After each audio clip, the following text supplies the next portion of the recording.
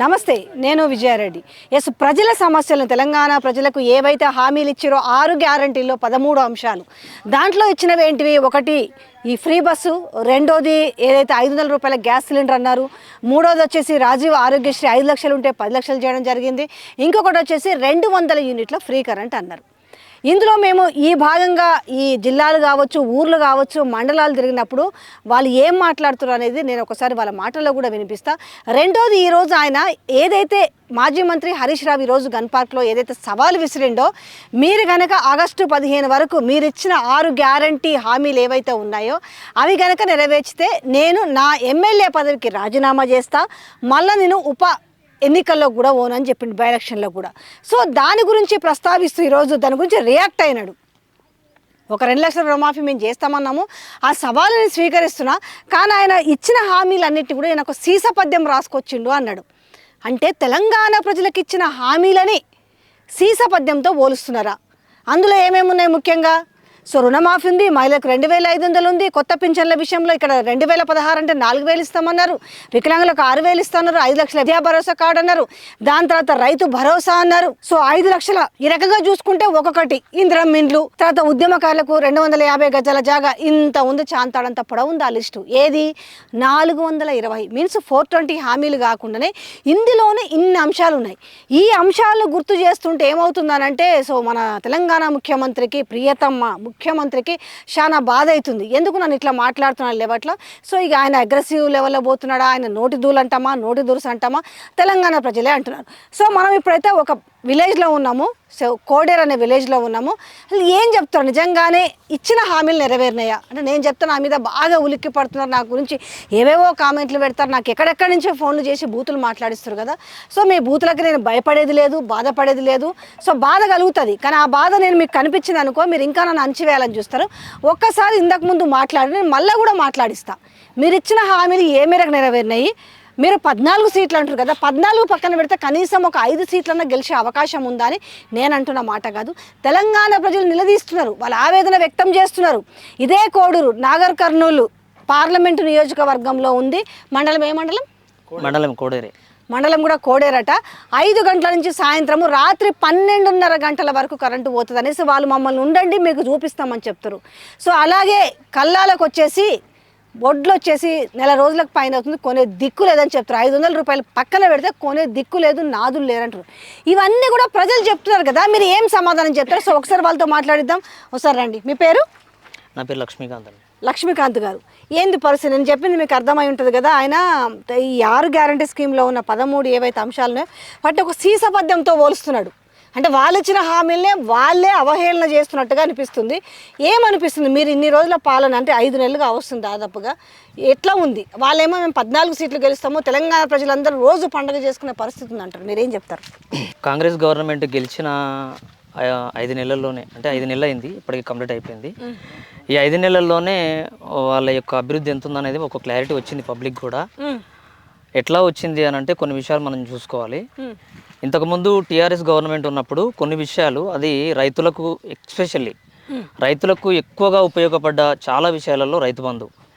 ఈరోజు ఒక రైతు బంధు అనేది చాలా వరకు ఎంతోమంది రైతులకి ఊరటనిచ్చింది. అంటే వారి ఖర్చుల నిమిత్తం కానివ్వండి, లేకపోతే వాళ్ళ పంటలను సాగు చేసుకోవడానికి కానివ్వండి, పిండి సంస్థలకు కానీ, ఇట్లా వాళ్ళ అవసరాలకు ఖచ్చితంగా అది ఉపయోగపడింది రైతు బంధు అనేది. ఎంతగా ఉపయోగపడిందంటే ఈరోజు ఒక గవర్నమెంట్ చేసిన ఏదైనా ఒక కార్యక్రమం కానివ్వండి, ఒక పథకాన్ని కానివ్వండి, ఇంకో గవర్నమెంట్ దాన్ని పొడిగించిందంటే దాని అర్థం ఏంటంటే అది ఖచ్చితంగా ప్రజలు దాన్ని యాక్సెప్ట్ చేశారని అర్థం. ఇప్పుడు ఈరోజు రైతు బంధు ఖచ్చితంగా వాళ్ళు యాక్సెప్ట్ చేశారంటే దాని అర్థం ఏంటంటే దాన్ని యాక్సెప్ట్ చేయకపోతే వాళ్ళ గవర్నమెంట్కి వేరే ఆప్షన్ లేదు. సో కాబట్టి దాని విషయంలో ఖచ్చితంగా రైతులందరూ రుణపడే ఉన్నారు కేసీఆర్ గారికి. ఇక రెండో విషయం రైతు బీమా. రైతు బీమా విషయం అయితే నాకు తెలిసినంత వరకు మా కోడేరు గ్రామంలోనే ఎవరు చనిపోయినా వాళ్ళకి అది పార్టీలకు అతీతంగా ప్రతి ఒక్కరు ఒక ఆలోచన ఏం చేసేవాళ్ళంటే చనిపోగానే వెంటనే ఎన్ని ఎకరాల భూమి ఉంది అంటే భూమి ఉందా లేదా అని అడిగేవారు. ఎందుకు అని అంటే భూమి ఉన్న ప్రతి రైతుకు రైతు బీమా వర్తించేది. గుంట భూమి ఎంత ఒక 2-3 కుంటలు ఉన్నా కూడా ఇచ్చేది. అంటే ఫస్ట్ వాళ్ళు వెళ్ళగానే వాళ్ళని ఏమడిగేవారు అంటే మీకు భూమి ఉందా లేదా, అంటే ఈరోజు మళ్ళీ నాకు తెలిసినంత వరకు అయితే ఇప్పుడు కాంగ్రెస్ గవర్నమెంట్ వచ్చిన తర్వాత కూడా 200కు పైన రైతులు చనిపోయారని మన పేపర్ స్టేట్మెంట్లోనే చూస్తున్నాం. మరి అలాంటప్పుడు మరి ఎంతమంది ఇప్పుడు ఒక 5 లక్షలు అంటే వాళ్ళ ఫ్యామిలీకి ఎంత ఆదరణ ఉంటుంది? సో దాని విషయంలో కూడా మీరు ఆలోచించవచ్చు.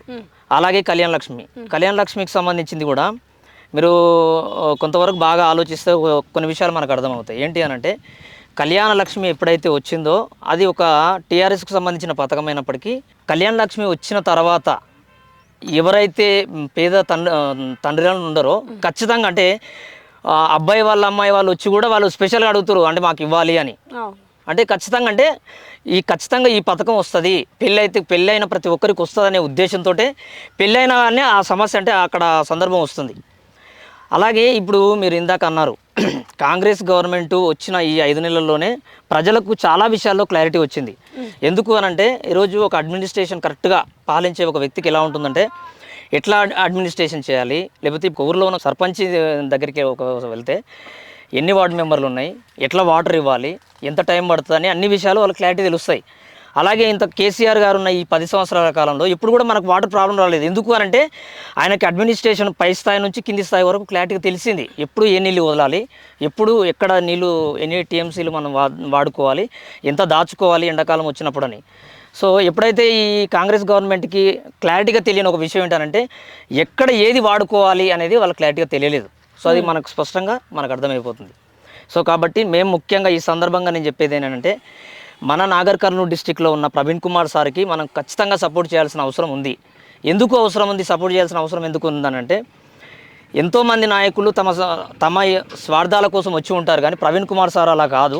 ఎందుకు అనంటే ప్రవీణ్ కుమార్ సార్ ఒకవేళ నేను ఉన్నతంగా ఉండాలి, ఉన్నత పదవులు నేను అనుభవించాలంటే ఆయనకు ఖచ్చితంగా ఎన్నో అవకాశాలు ఉన్నాయి, కానీ ప్రవీణ్ కుమార్ సార్ ఆ ఆప్షన్ తీసుకోలేదు. సో కాబట్టి ఖచ్చితంగా మనం ఆలోచించాల్సింది ఏంటంటే మన యొక్క పార్లమెంటు నాగర్ కర్నూలు పార్లమెంటు ఎంపీగా ప్రవీణ్ కుమార్ సార్ని గెలిపిస్తే మన అందరి వాయిస్ పార్లమెంట్లో ఖచ్చితంగా వినబడుతుంది. ఈరోజు ఏ పథకాలు ఇస్తాడనేది మనం ఆలోచించవద్దు, కానీ మన వాళ్ళ వాయిస్ అయ్యే నాయకుడు ఎవరైనా ఉంటే ఖచ్చితంగా వాళ్ళని గెలిపించుకోవాల్సిన బాధ్యత ఖచ్చితంగా మనకు యువకులకు ఉంది. ఎందుకనంటే ఎస్పెషల్లీ గురుకులలో ఖచ్చితంగా ఆయన విజయవంతమైండు. ఎందుకనంటే ఆయన గెలవక ముందే ఆల్రెడీ మనకు క్లారిటీగా ఆయన గురించి మనకు తెలుస్తుంది. కాబట్టి ఖచ్చితంగా మేము ఈ కోడేరులో ఉన్న లిటిల్ సోల్జర్స్ యూత్ ఆధ్వర్యంలో ఖచ్చితంగా ప్రవీణ్ కుమార్ సార్ని గెలిపించడానికి ప్రయత్నం చేస్తాం. రేవంత్ రెడ్డి ఇప్పుడు పిల్లలకు జాబ్ లేస్తాను, నా కొడుకు 20 చదువుతున్నాడు, 28 ఏళ్ళు ఉన్నాయి, జాబ్ లేదేం లేదు, జాబ్ వేస్తా అన్నాడు. నా కొడుకు చిన్నోడు 18 చదువుతున్నాడు, ఆయనకు జాబ్ వేయలేదు. అందరికి జాబ్ లేస్తా అన్నాడు, 90 రోజులకు జాబ్ లేస్తా అన్నాడు కదా, ఇంతవరకు ఏది లేనే లేదు. మళ్ళీ ఎన్నడు వేస్తాడు? లేడీస్ కు 2500 ఇస్తున్నాడు, ఆ 2500 లేదు. ఆ బస్సులు ఎందుకు వేసిండు మాకు? మొగలు ఫ్రీ బస్ మాకేమొద్దు, ఫ్రీ బస్ వద్దు. మేము చిలకల పని చేసుకునేటోళ్ళం, మేము చిలకల పని చేసుకుంటాం, మేము బస్ ఎక్కుతామా? కష్టపడి ఆకలి గొంతుకొని చదివించినాం కదా, మా పిల్లలకి ఇంటికి ఒకటి ఇస్తున్నాడు జాబ్. అట్లా ఆయన ఇప్పుడు కదా ఇయ్యాలి కదా, అట్లా అడుగుతున్నాం. ఇప్పుడు వస్తే ఇంత, రేపైతే ఇంత ఇస్తా, ఇప్పుడు వస్తే ఇంత, ఇప్పుడు రేపైతే ఇంత అన్నాడు. మళ్ళీ ఇంత ఇయ్యలే, ఎంత లేదు. మా పిల్లలకు జాబులు కావాలి అంతే. మేము సేద్యం చేసుకొని మేము నిరుపోటు తిని బతుకుతున్నాం. మా పిల్లలు చదివిస్తున్నాం, మా డొక్క కట్టుకొని చదివిస్తున్నాం. మా ఆకలి కొని దూప కొని ఇల్లు ఉడకలేదు మాకు. మళ్ళీ ఇండ్లు ఇస్తా అన్నాడు, 2 లక్షలు రుణమాఫీ చేస్తా అన్నాడు, చేయలేదు. ఎందుకు చేయలేదు? ఇంకా ఆయన ఇచ్చిన హామీలు అయిపోయింది కదా 90 రోజులు, మళ్ళీ ఇంకా ఎందుకు చేయలేదు? చేయొచ్చు కదా. నా 2 కొడుకులకు జాబ్ కావాలి. నువ్వు చెప్పమ్మా, ఇందాకేమో నువ్వు చెప్ప. 60-70 మార్కులకి ఇచ్చా 20 చదివిన వాళ్ళకు, మళ్ళీ ఇక్కడ 125 మార్కులకి ఇవ్వా. మేము ఇంటికి ఒక జాబ్ ఇస్తాను, అట్లా ఇవ్వా ఇట్లా ఇవ్వా కదా మేడం. మళ్ళీ కావాలి కదా, మేము ఆకలి గొంతుకొని సంపాదిస్తాం. మీకేంది ఫ్రీ బస్ ఇచ్చిండు? ఫ్రీ బస్ మాకేం చెయ్యా, మేము కూలినాలు చేసుకుంటున్న మాకేం చెయ్యా, మేము రోజు పోతాం. కానీ చాలా నెలకు 4-5 వేల రూపాయలు మిగులుతున్నాయి ఆడోళ్ళు, వాటిని బాగా పొదుపు చేసుకొని పెట్టుబడి పెడుతున్నట్టుగా. ఏం చేస్తున్నారు? ఎవరికి ఆయన ఇచ్చిండా? మాకు ఇచ్చిండా? ఒక రూపాయి ఇచ్చిండు ఆయనకు, మాకు ఒక రూపాయి ఇవ్వలే మాకు. మాకు బాగాలేదా ఫ్రీ బస్ మంచిగా లేదా? మేము పోతలేము, మాకు అవసరం లేదు, నమ్మకం చేసుకుంటాం, కూలి లేకపోతే లేదు, మాకు బస్సు అవసరం లేదు. మమ్మల్ని తంతుండ్రు ఫ్రీ బస్లలో పోతుండ్రని లేను, మేము పోయే వాళ్ళను మా మొగుండ్లు మమ్మల్ని తన్నేస్తుండ్రు. మీ అమ్మోళ్ళ ఇంటికి వేసినా పక్కోని ఇంటికి వేసినా మాకు తెలుస్తలే అని తంతుండ్రు మమ్మల్ని డైరెక్ట్ గా పోయేటోళ్ళను. మాకు సొంత ఊరు ఇదే ఊరు, బస్సు లేదు మాకు, మేము పోయేది ఉన్న ఈ ఊర్లోనే, మాకు బయటికి కొనికి మాకు ఫ్రీ బస్సు లేదు. మా పిల్లలకు ఉద్యోగాలు కావాలి, నా బిడ్డ 10 చదివింది, నా కొడుకు 10 చదివిండు. ఇంతవరకు మాకు మేము మంగళవాళ్ళము, మాకు ఇంత కనీసం స్థలం గిట్టలేదు. గుడిసెకి అప్లై పెట్టుకున్నాం, గృహలక్ష్మి ఇస్తున్నారు, అది ఇయ్యలేదు. 6 గ్యారంటీలో ఒక్క అమలు ఉకంగా చేయలేదు, 2500 ఇస్తున్నారు, అది ఉకంగా ఇయ్యలేదు. రేవంత్ రెడ్డి మాత్రం చెప్పినవి పచ్చి అబద్ధాలు ఇవి. కేసీఆర్ సార్ చేసిన పనులు మాత్రం చాలా మేలు చేసిండు. లక్ష్మీ కళ్యాణం 16,000 తులం బంగారం మీలే 1,00,000 రూపాయలు ప్లస్ తులం బంగారం ఏమి ఇయ్యలేదు, ఒక్క రూపాయి ఇయ్యలేదు. ఊర్లో ఎవరికి రాలేదా? ఎవరికి రాలేదు. మా ఊర్లో ఇంత మంది పెళ్లిళ్ళు జరుగుతున్నాయి కానీ ఒక్కరికి ఒక్క రూపాయి రాలేదు. ఈ ఊర్లో ఖచ్చితంగా హాస్పిటల్లా ఒక్క సార్ వాళ్ళు కానీ కరెక్ట్ గా ఒక ప్రెగ్నెంట్ లేడీ ఉంటే ఇబ్బంది పడితే ఆపరేషన్ చేయించుకోవడానికి ముఖ్యంగా సౌకర్యం లేదు ఈ ఊర్లో హాస్పిటల్లా.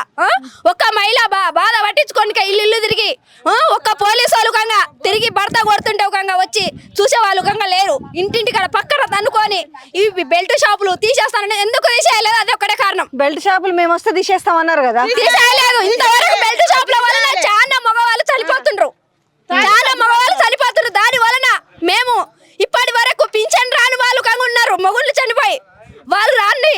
వాళ్ళకు మేము ఏం చేద్దాం, మా నాన్న చనిపోతే మా అమ్మ ఒక 10,000 ఖర్చు పెట్టుకుంటా పింఛన్ ఇచ్చిర్రు, ఒక ఇవ్వలేదు మా అమ్మకు. ఇప్పుడు మా అమ్మ పరిస్థితి ఒక కొడుకు ఒక బిడ్డని నేను ఇంటికి. ఇప్పుడు మేము అన్నదమ్ముల లెక్క మేము అనుకుంటున్నాం. నా పరిస్థితి మళ్ళీ ఏం చెప్తున్నాడు అంటే ఇప్పుడు మళ్ళీ మీరు ఓట్లు వేస్తే కనుక రాహుల్ గాంధీ ప్రధానమంత్రి అయితే అన్ని ఇస్తామని చెప్తున్నారు. నమ్మకం లేదా? మాకు లేదు, నమ్మకం లేదు. ఇచ్చేటోడు అంతే త్వరకిచ్చు, మాకు నమ్మకమే లేదు. కేసీఆర్ రావాలి, రావాలి, మాకు కేసీఆర్ తండ్రి. సంతోషం, కేసీఆర్ సార్ వస్తేనే మాకు అంత సంతోషం. రైతు బంధు పడుతుంది, ముసలోళ్ళకు పింఛన్ వస్తుంది, మాలాంటి మహిళలకు న్యాయం జరుగుతుంది. కానీ ఎందుకమ్మా బాధపడతారు? మీకు 2 లక్షల రుణమాఫీ చేస్తామన్నారు, చేస్తారంట. ప్రభుత్వం ఎత్తేస్తుంది, దొంగ రాజకీయం ఇది. డబ్బులు వంచుకొని లోపల పంచుకుని తినే రాజకీయం ఇది. తింటారు, ఎదురువాడి పోరాడి కేసీఆర్ సార్కే మా ఓటు. మాకు పింఛన్ ఇచ్చిండు, ఉన్నది నలుగురు అన్ని మంచిగా వేసిండు. మేము వేసేది సార్కేసుడు, అప్పుడైనా సార్కేసినాం మేము. ఎవరో వేసిన ఏతాలు వేసిన కానీ అప్పుడైనా మాకు పింఛన్ ఇచ్చిండు, మాకు అనాథలం అని మేము కారుకేసినాం. ఇప్పుడైనా కారుకేస్తాం, 10 మంది ముందర వేస్తాం మేము. మేము ధైర్యంగా ఓటేస్తాంత, మాకు దమ్ముంది. మా సొత్తా ఓటు ఓగని కమ్ముకునేంత అమ్ముడిపోయేంత నీచమైన దేవత అనుకుని మేము దేవదారలేదు. మా ఓటు అమ్ములు అయిన ఓటు కారు గుర్తుకే మా ఓటేస్తాం, సార్నే గెలిపించుకుంటాం. ఇప్పుడు 1,020 రూపాయలు తీసుకుంటున్నాడు బండివాడు వచ్చి, పల్లెటూరులో పొట్టు వచ్చి 1,020 రూపాయలు తీసుకుంటున్నాడు. అట్లా కాదు, ఫ్రీ సిలిండర్ అంటే ఇప్పుడు సిలిండర్ డెలివరీ బాయ్ ఇవ్వాలి, మనం 500 రూపాయలు డెలివరీ బాయ్ చేతిలో పెట్టాలి. అది 500 సిలిండర్ గవర్నమెంట్ ప్రాసెస్. నువ్వు 1000 రూపాయలు తీసుకుంటువి, కుండే వేసిపోతుంది. నువ్వు ఎట్లా చెప్పు, సబ్సిడీ ఇస్తావు, ఎప్పుడు ఇస్తావు? అత్త వచ్చిన 6 నెలలకు ఇస్తే ఏం లాభం చెప్పమ్మా? ఇప్పుడు 4 నెలలకు ఇస్తాడు సబ్సిడీ, నువ్వు ఇస్తావని గ్యారంటీ నువ్వు ఇస్తావు? నువ్వు చెప్పిన పద్ధతే బాగుంది. కుండగా ఇంటికి వచ్చినప్పుడు 500 రూపాయలు ఇంటికి రావాలి, 500 చేతులు పెడితే నీకు నమ్మకంగా ప్రజలు కాంగ్రెస్ కు ఓటేస్తారు. 100కు 100% గ్యారంటీ. ఇది ఫస్ట్. ఫస్ట్ ఏందమ్మా, ఫ్రీ బస్సు. ఎందుకు ఫ్రీ బస్సు? ఆడోళ్ళు వేసినరా, మగోళ్ళు వేసలేరా ఓట్లు? అంటే మహిళల్ని పైకి తెద్దాం, మహిళల్ని కోటీశ్వరులు చేస్తారు. మహిళలకు పైకి తెచ్చేది కాదు, మంచి విచ్చలవిడిలో తిరగనికే పైకి తెచ్చేది కాదు, మోగాన్లకు కాపురం చేసేది కాదు. ఇది జై యాత్ర. ఒక దెబ్బ కొడితే అయిపోయా పోతుంది, వాళ్ళ అమ్మోళ్ళు ఇంటికాడ ఉంటుంది, కాలు మొక్కినా రాదు. మళ్ళీ ఇక్కడ సంసారం ఎట్లా సిచ్యువేషన్ సంసారాలు మంచిగా. ఇప్పుడు సపోజ్ ఉదాహరణ చెప్తా చూడమ్మా, ఒక బట్టల షాప్ పోతాం, ఏ పిల్ల ఈ సీర బాగానే ఉంది తీసుకుంటుంది, అది షాప్ మొత్తం తిరుగుతుంది. ఇదైనా అంతే, ఒక దెబ్బ కొడితే పోతుంది, పిరియే కదా. అక్క ఇంటికి వస్తుంది, అమ్మ ఇంటికి వస్తుంది, బాబాయ్ ఇంటికి వస్తుంది, చెల్లెల ఇంటికి వస్తుంది. వేస్ట్. ఇది 100కు 100% డూప్. ఇది ఉత్త డూపు. సిలిండర్ ఉత్తాడు ఇంకేంది చెప్పాం. కరెంట్ ఇచ్చిండు. కరెంటా 24 గంటల కరెంటా? టైం అయింది పోతుంది, ఇంకా పోదాం, మన ఇద్దరం కార్ వేసుకో. ఇప్పుడు టైం అయింది, ఇంకా పోదాం. 5:05కి కరెంటు పోకపోతే పోదాం పా. 4 కొడుతుంది, ఇంకా పోదాం పా. 5 గంటలకు పోతా రోజు. ఇప్పుడు పోతుంది, పోయి 12:30కు వస్తుంది. రాత్రి 12:30కు వస్తుంది. మరి గాడ ఉండి ఇది పక్షపాతం కాదు, ఒక ప్రభుత్వం మీద వ్యతిరేకతకి వెళ్ళి మాట్లాడతాను కరెంటు విషయం కాడికి. ఇప్పుడు పోదంతా.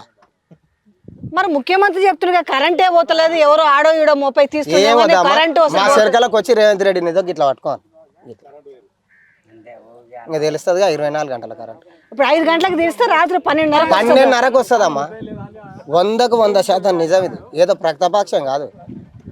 ఆయన మీద కోపంతో మేమేం చెప్తలేము. అర్థమైందిలే, మీ ఆవేదన అర్థమవుతుంది కానీ ఇంకా చూస్తుందా గొర్రెలకు నీళ్ళు లేవు మేడం, అసలు కాలువ వస్తుండే మంచిగా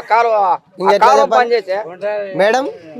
టిఆర్ఎస్ గవర్నమెంట్ ఉన్నప్పుడు కళ్యాణ లక్ష్మి వస్తుండే, మినిమం 2 నెలలకు ఒకసారి అన్న కళ్యాణ లక్ష్మి చెక్ ఇస్తుండమ్మా. ఈ గవర్నమెంట్ గెలిచి 4 నెలలు ఆయన నీ తులం బంగారు ఎక్కడవా? ₹1,00,000.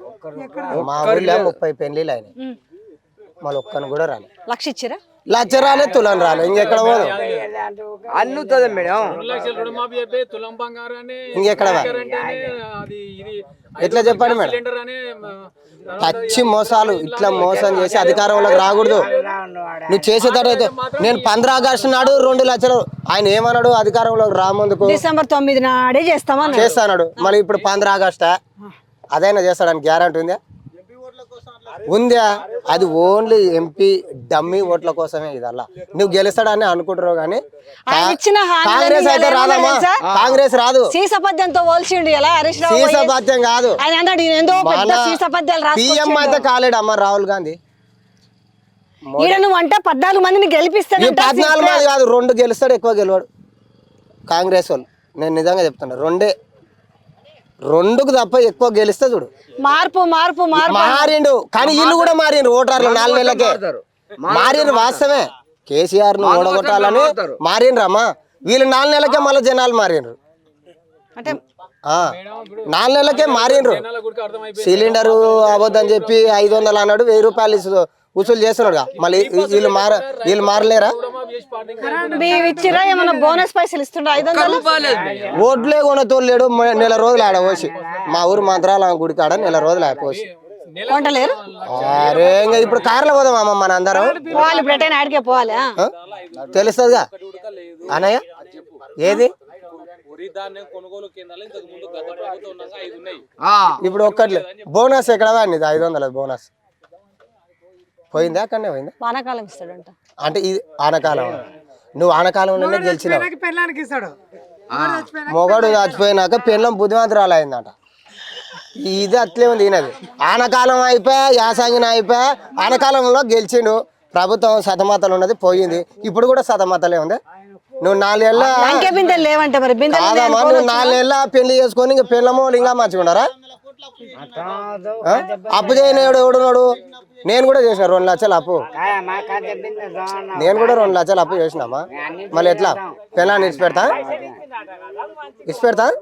ఇచ్చిపెడలేంగా. మరి 2500 బోనస్ అన్నప్పుడు ఇవ్వాలమ్మా రైతుకు. రైతులే కదా ఓటు ఏంది మహాలక్ష్మి కింద.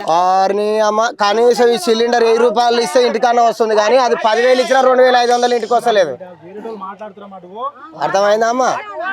2500 అనే జోలే లేదు, రేషన్ కార్డు అనే జోలే లేదు. ఇప్పుడు నాకు పెళ్ళై 3 ఏళ్ళ, నాకు 2 పిల్లలు, నాకు రేషన్ కార్డే లేదు. మళ్ళీ నేను ఏం చేస్తాను? ప్రజాపాలన అని ఓ ఫామ్ పెట్టానమ్మా, అందులో కూడా మేము అప్లై చేసినాం. మళ్ళీ ఎట్లా లేనే లేదు. పరిస్థితి ఏంది? ఈ కౌలు రైతులు, రైతు కూలీల పరిస్థితి. కౌలు రైతు వాడు ఇచ్చేది లేడు, ఇది తీసుకునేది లేదు. ఉత్త డమ్మీ ఇది. ఎట్లా డమ్మీ అను? పొలం నీది, సపోజ్ పొలం వినదా ఓ 10 ఎకరాలు, నువ్వు కౌలుకి ఇస్తున్నావు కదా నాకు. నీ పాస్బుక్, నీ అకౌంట్ బుక్ నాకు ఇస్తావా? నువ్వేమన్నా మళ్ళీ నీ కౌలు రైతుకి ఎట్లా ఇస్తాడు 15,000? ఉత్త డమ్మీ ఇది. నీకు ఇచ్చేది లేదు, నేను తీసుకునేది లేదు. నీ గుత్త బరాబరే, నీకు బరాబరే. నీకు 7,500 నీకు బరాబరే ఎకరకు. మళ్ళీ నీకు నేను 1 ఎకరాకి 5,000 బరాబరే నీ కావులు ఇస్తున్నావు నువ్వు నాకు నీ అకౌంట్ బుక్ నీ పాస్బుక్ ఇస్తావా ఉత్త డమ్మీ సుడు ఇది అది వాస్తవం మరి ఇదైతే ఇయ్యరు మరి ఆయన నీ అంతనే ఇంకా ఉత్త డమ్మీ ఇది. ఆయన కూడా నీ అంతనే ఇంకా మేము కూడా అట్లనే కౌలుకి ఇస్తా నేనే చెప్పనా నేను వాస్తవమేనయ్యా ఇప్పుడు నేను కూడా ఊర్లో కౌలుకి ఇస్తున్నాను మేము కూడా ఏమి ఇయ్యమయ్యా ఉట్టి ఊకనే ఒక తెల్ల కాగితమే అసలు నోటి మాట తప్ప కాగితం కూడా రాసి కాగితం కూడా రాసియం నాలాగే అందరు అట్లనే ఉన్నారు ఇలా అబద్ధమే దొంగతనమే కరెంట్ అంటావు అదంటావు ఇదంటావు ఏది అంత వేస్ట్ అమ్మా కేసీఆర్ కొద్దిగా బెటర్ ఉన్నాడు 100 ఎకరాలకు వేసిండు రైతు బంధు 5 ఎకరాలు ఇప్పటికి రైతు బంధు కూడా వాళ్ళు madam. Thank you so much. మీకు కనిపిస్తుంది కదా అంటే ప్రజలు ఏ రకమైన ఇబ్బందులు పడుతున్నారు అనేది సాక్షాత్తు వాళ్ళే చెప్పుకుంటూ వస్తున్నారు. ఇవాళ తాగునీళ్ళకే కాదు కనీసము గొర్రెలకు బర్రెలకు నీళ్ళు దాపుకుందామంటే కూడా ఇబ్బంది పడుతున్న వైనం ఒకటి కాదు. ఎవరిని పలకరించినా కూడా వాళ్ళలో ఎంత ఆవేదన చెప్పాలా, వాళ్ళ కళ్ళనీళ్ళు చెప్పాలా, ఏం చెప్పాలి. కనీసం రాజకీయాల పరంగా కాకుండా కూడా ఇవాళ కూడా మాట్లాడుతున్న ముఖ్యమంత్రి రైతులు మా రైతులు మేమే కదా ఆదుకోవాల్సింది, రైతులను ఆదుకోకపోతే మాకెందుకు ఈ ప్రభుత్వము, మాకెందుకు ఈ పదవులని మాట్లాడుతున్నారు. అట్లా మాట్లాడుతున్న వాళ్ళు గత 5 నెలల నుంచి మరి ఇబ్బందులు పడుతుంటే దాన్ని రెక్టిఫై చేసి ఎంతసేపు అటు కాసేపు బీజేపీని తిడదామా, లేకపోతే ఇటు కాసేపు పొద్దున్న లేస్తే మన కాళేశ్వరం అంటది, కాళేశ్వరం పాట అయిపోయిన తర్వాత ఫోన్ ట్యాపింగ్ అంటది. ఇట్లా ఒక్కొక్క అంశాన్ని తీసుకొచ్చి పేపర్లలో బ్యాన్ రైటం రాస్తూ దాని చుట్టూ రాజకీయం తిప్పుతున్నారు. కానీ ప్రజలకి ఏం కావాలి, మనం ఎంతవరకు చేయగలుగుతాము, పరిపాలన ఎంతవరకు అందించగలుగుతాము, వాళ్ళకి మేలు ఏ రకంగా చేయగలుగుతాము. సో ఇదంతా కూడా ఈ ఆవేదనతో ఎందుకు చెప్తున్నామంటే ఇక్కడ ప్రజల దగ్గరకు వచ్చినప్పుడు ప్రజల సమస్యలు చెప్తున్నప్పుడు ప్రజలు మీరు ఎవరు వస్తున్నారు, గెలిచిన ఏ ప్రజాప్రతినిధి ఈరోజు ప్రజల మధ్యకు వస్తున్నారు. సో ఆఖరికి ఇవాళ మీరు ఏవైతే హామీలు ఇచ్చిరో 6 గ్యారంటీల్లో ఉన్న 13 అంశాలని మీరు ఏవైతే 2-3 అంశాలను తూతూ మంత్రంగా చేసిరో. నిన్న మేము ఒక ఊరు పోయినామా, మహబూబ్నగర్ ఉమ్మడి మహబూబ్నగర్ జిల్లా టంకర విలేజ్లో పోయినాం. అక్కడ కరెంటు బిల్లులు తీసుకొచ్చి సాక్షాత్తు చూపించి రావడం. విజిలెన్స్ వాళ్ళు వస్తున్నారు, విజిలెన్స్ వాళ్ళు మమ్మల్ని తీసుకుపోతున్నారు, మమ్మల్ని టార్చర్ పెడుతున్నారు. అప్పటికప్పుడు సప్పో చేసి ఆ బిల్లులంతా కూడా క్లియర్ చేస్తున్నామని చెప్తున్నారు. రెండోది సేమ్ గ్యాస్ సిలిండర్కి వచ్చేసి 500 రూపాయల విషయంలో కూడా వాళ్ళు అదే సమాధానం చెప్తున్నారు. మా ఇంటి దగ్గరికి గ్యాస్ సిలిండర్ వస్తే 500 రూపాయలు ఇస్తే మాకది మేలుగా ఉంటుంది, కానీ మా దగ్గర నుంచి 1050 రూపాయలు వసూలు చేసి అది ఎప్పుడు పడుతుందో తెలియదు బ్యాంకులు అనే విషయం చెప్పుకుంటూ వస్తారు. రెండోది కౌలు రైతుల పరిస్థితి అట్లనే ఉంది. దాని తర్వాత రైతు కూలీల పరిస్థితి అదే ఉంది. ఇక్కడ ఇప్పుడే మనం చూసినాం ఈ కోడేరు మండలంలో. సో వాళ్ళు ఏం చేస్తారు, ఈ ఉపాధి హామీకి సంబంధించిన 2 నెలల కానించి కూడా బిల్లులు క్లియర్ కాలేదట. ఇటు కేంద్ర ప్రభుత్వం కావచ్చు, ఇటు రాష్ట్ర ప్రభుత్వం కావచ్చు, ప్రజల పైన ఎలాంటి ఇబ్బందులకు గురి చేస్తారు, వాళ్ళని ఎత్తున ఎంత బండ వేస్తారు అనేది మొత్తం గ్రౌండ్ లెవెల్లోకి వెళ్తే అర్థమవుతుంది. ఏ గెలిచినా ప్రజాప్రతినిధి కావచ్చు, లేదంటే జిల్లా మంత్రి కావచ్చు, లేదంటే ముఖ్యమంత్రి కావచ్చు, ఎవరు వస్తారు, ఎవరు సమస్యలు తెలుసుకుంటున్నారు. అసలు ఎంతసేపు మీరు ప్రశ్నల్లో కూర్చొని అందరూ బాగున్నారు, తెలంగాణ ప్రజలందరూ కూడా బానిస సంఖ్యలో తెంచుకొని చాలా స్వేచ్ఛాజీవులుగా ఉన్నారని చెప్తున్నారు. ఒక్కొక్కరిని పలకరిస్తే వాళ్ళల్లో వచ్చే బాధను చూస్తుంటే మీకే అర్థమవుతుంది. దీన్ని రాజకీయ పరంగా కాకుండా కక్షపూరిత చర్యగా కాకుండా ఎవరైనా మాట్లాడితే వాళ్ళపైన కేసులు పెడదామా, లేకపోతే వాళ్ళతో బూతులు తిట్టిద్దామా, ఇదే ఒక కార్యక్రమం ఎంచుకున్నారు మీ సోషల్ మీడియా నుంచి. కానీ అదే సోషల్ మీడియా నుంచి మీరు బాగు చేసే కార్యక్రమానికి ఒక్కదానికైనా శ్రీకారం చుట్టిరని అర్థం చేసుకోవాలి. సో 14 సీట్లు కాదు, మీకు ఇచ్చిన ఏఐసిసికి రిపోర్ట్ ఇచ్చిన సర్వేల్లో తేలుతుంది 5 సీట్లు వచ్చుడే కష్టం అన్న నేపథ్యంలో చూస్తుంటే ఊర్లలోకి వస్తే 2 కూడా దండగే అని మాట్లాడుతున్నారంటే అర్థం చేసుకోవచ్చు. ఎందుకంటే ప్రజలకిచ్చిన హామీలను, ప్రజలకిచ్చిన సమస్యలను, ప్రజలకిచ్చిన హామీలన్నీ కూడా మీరు సీసపద్యాలతో పోలిస్తే ఇక ప్రజలు మీ వైపు ఎట్లా బాధ్యతాయుతంగా ఉంటారని వాళ్ళు ప్రశ్నిస్తున్నారు.